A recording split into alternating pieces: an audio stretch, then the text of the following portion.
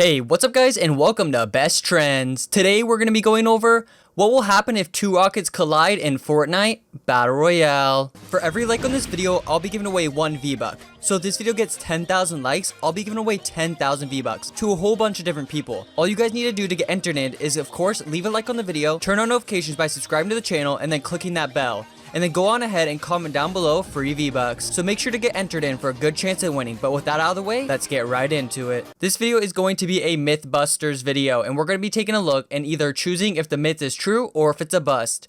This is a super cool series that we're going to be going and starting on the channel. So let us know down below if you guys will enjoy this one. So let's get right into it. Starting off with two rockets colliding. So we are wondering, can two rockets actually collide and blow up? And we got some footage of where the user official Zay Fuzzle and is in a situation where he is going and he shoots his RPG at another RPG. And we're going to be going and taking a look together to figure out if one rocket collides with another, can they end up blowing up due to the collision? So here, let's go check out this clip. So here is just the battling against two others right now as his teammates are about to get knocked down. Then right now his teammates ends up getting knocked over there, and then he goes on to explode the person who knocked his teammate. And here comes the good part. I paused it right here, and now let's go see what we have. It's even in slow-mo. Will the myth be true or will it end up being a bust? We will know right now. Check it out.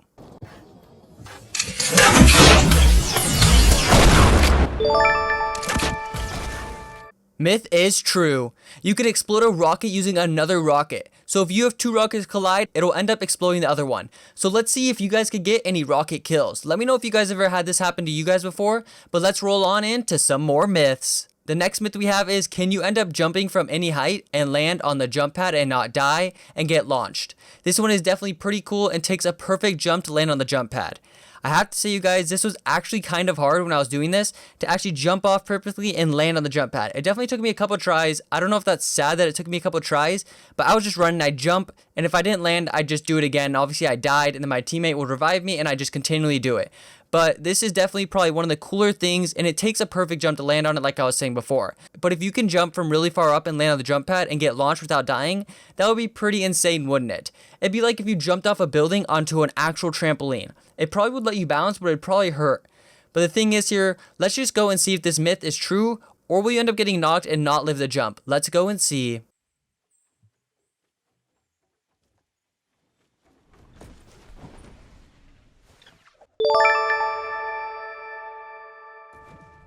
Well, boom.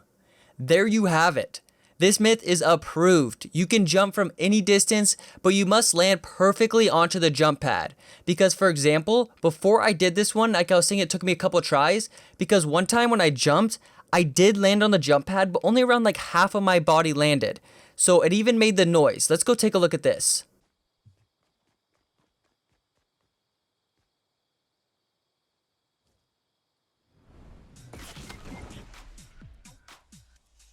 But the problem I think with that one right there was like half my leg, or like only one of my legs. I can't really say half. What am I saying right now, you guys? But only like one of my legs landed on it. But I'm pretty sure you need to be dead center on the actual jump pad to actually get launched if you're going from a higher distance. Because you already know if you're just standing, you run and jump on it, or you just run straight onto it as a normal person, it's going to launch you. But if you're jumping from a high distance, make sure you land perfectly on it. Because like you guys saw right there, when I jumped and only like one of my legs landed, it made the noise acting like it was going to throw me into the air or launch me, but then it ended up knocking me as well. This is a proved myth, but you better land dead center on it or else this will not work. And I want it to work. I don't want you guys, any of you guys dying by trying this and only landing like halfway and then going in the comments, it didn't work, this myth isn't true, but you got to land perfect, you guys. That's literally what you have to do. So now let's move on into the third myth. And this one is actually going to be tied into the myth before this, and it involves the jump pad. And the myth here is, can you get knocked and then still get launched on the jump pad? I was thinking of maybe doing this one as well, going into the other one, because I was like, oh my goodness, you guys, could I actually crawl onto it and get launched in the air? I was like, dude, this could be the coolest thing that has ever happened in Fortnite. And so I was like, let's put the myth to the test. So here we are, we're going to be doing it right now. And if this myth gets approved, that would be insane escape route if this is possible. Let's go see if this myth is true or false. You guys, I'm excited to do this one. Let's go and roll the clip.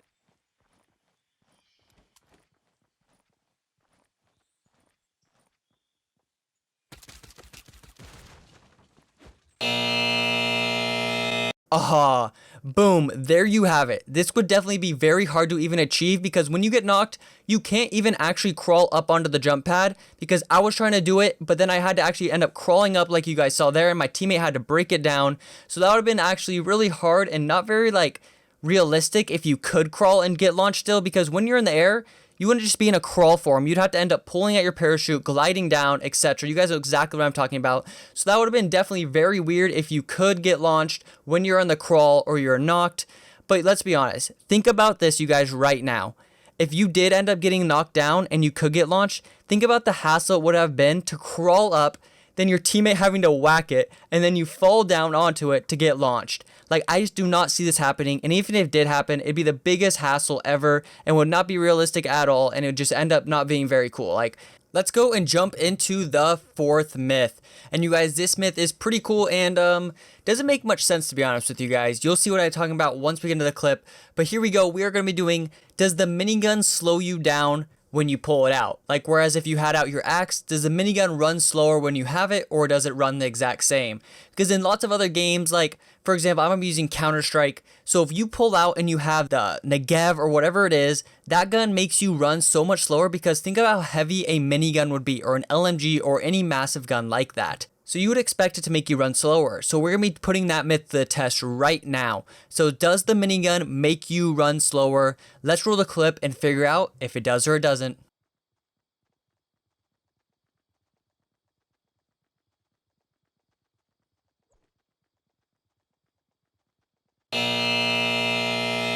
Well, that doesn't make much sense, you guys. Clearly you run the exact same speed as if you had the minigun out when you're sprinting, or if you had your pickaxe out. So it doesn't make much sense how that is, because I don't know, that just isn't very realistic to me, and that is a really, I think that should be fixed, honestly, because if you have something that is so big and so heavy, you should not run the exact same speed, and that should be different for all of them. So for example, you should be able to run fastest with your pickaxe out, then a little slower when you have like a pistol, and then when you have a shotgun a little slower, and then the AR and the assault rifles. I don't know, I feel like that would make the game so much more realistic. But then again, if they did do that, so many people would complain like, why do we run so much slower? And they'd have to do so much more things to make it adjustable to that, like the zone, etc. But I don't know, you guys. Let me know what you guys think about that one down below. Let's just go and jump into the final myth. And you guys are probably wondering, what is this myth? And this myth is, can you jump out of the bus and fly back to the spawn? And this one is definitely tried by many users, but I think the outcome of this one might be a little different than theirs. So let's go and see what this is going to be like firsthand. Will this myth be a bust or not? Let's get into it. Here we are actually going to be soaring all the way back to the spawn. This is going to take me a couple minutes, guys, and it will be really boring for you guys to sit here and watch me fly all the way back and glide all the way to the spawn. So I'll catch you guys when I'm about to reach the island. And voila! Here we are, you guys, just about to reach the island. As we start to get really close, there is actually a barrier right here that is actually not letting me go in. That's probably the outcome of the most ones, but it won't let us go there, you guys. Unfortunate. Well, guys, that's a bust. Unfortunate, we cannot actually go all the way back to the spawn. That would have been pretty dumb if we could, because, yeah, that's kind of obvious why it'd be pretty dumb. That was a bust. Okay, you guys, so now while I was recording that last one, I came up with one more myth. And this one is going to be a short one. Well, this isn't really a myth, just something that I found really cool while I was filming that. And I've never really done this before. So towards the tail end of that last clip, I saw where the storm started on my radar and actually on the screen as well. And I just found this really cool. So here I'm going to go and put the tail end of the clip on the screen right now.